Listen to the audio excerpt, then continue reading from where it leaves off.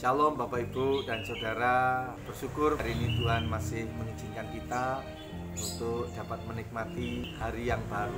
Saya sedikit mau menceritakan tentang pengalaman saya. Satu kali kami pergi bersama-sama dengan keluarga, dengan ibu saya, dengan kakak saya ke Bengkulu pada waktu peristiwa tsunami atau gempa yang ada di Bengkulu. Nah, di situ kami naik bis yang salah, sehingga kami harus lewat Lubuk Linggau dan kami akhirnya turun di Lubuk Linggau.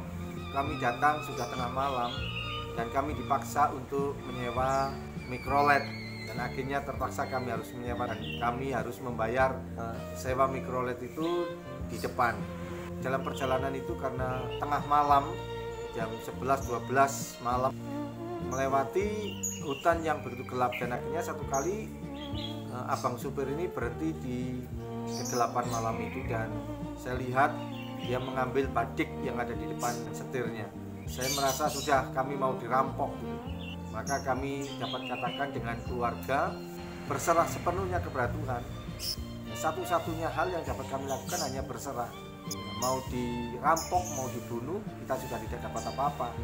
Puji Tuhan ternyata hampir 10-15 menit mondar-mandir abang supir ini ya di belakang mobil itu, ya kami dengan was-was dan berdoa berserah sepenuhnya kepada Tuhan. Akhirnya abang supir ini kembali melanjutkan perjalanan, dan satu kali berhenti di satu tempat, ada satu rumah terpencil dan berhenti katanya. Waktu saya tanya mau kemana bang, ngopi dulu, dan tidak lama berselang ternyata ada bis Rafflesia yang kemudian berhenti di situ. Ya, baru ada peristiwa bahwa bis Rafflesia ini dirampok, sehingga ada peraturan bis Rafflesia itu tidak boleh berhenti di sembarang tempat, apalagi mengambil penumpang di sembarang tempat. Ini bis malam. Dan akhirnya kami berpindah pada waktu abang supirnya lagi ngopi, dia mendatangi ke bis itu dan dia mengatakan, mana penumpang saya? Kemudian kami katakan, loh kami tak naik bus ini aja. Dia bilang, udah bisa kan, sudah nyewa kendaraan saya. Loh bang, kami kan sudah membayar, jadi abang tidak perlu mengantar saya ke Bengkulu. Saya tak naik bus ini, tidak bisa, saya harus antarkan. Nah, saya lihat ada satu maksud jahat yang tidak dilakukan.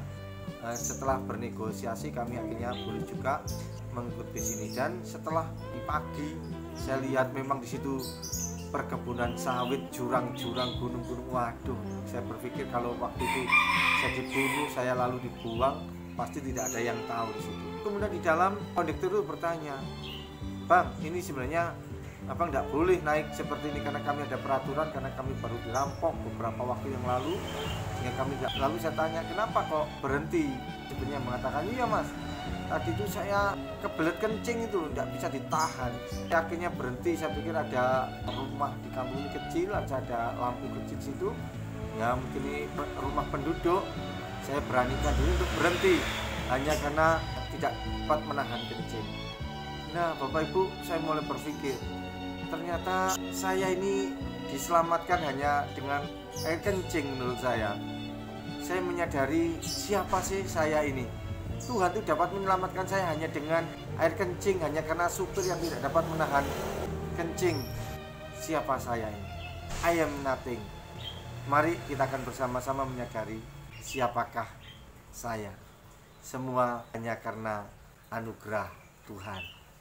Kita bukan siapa-siapa.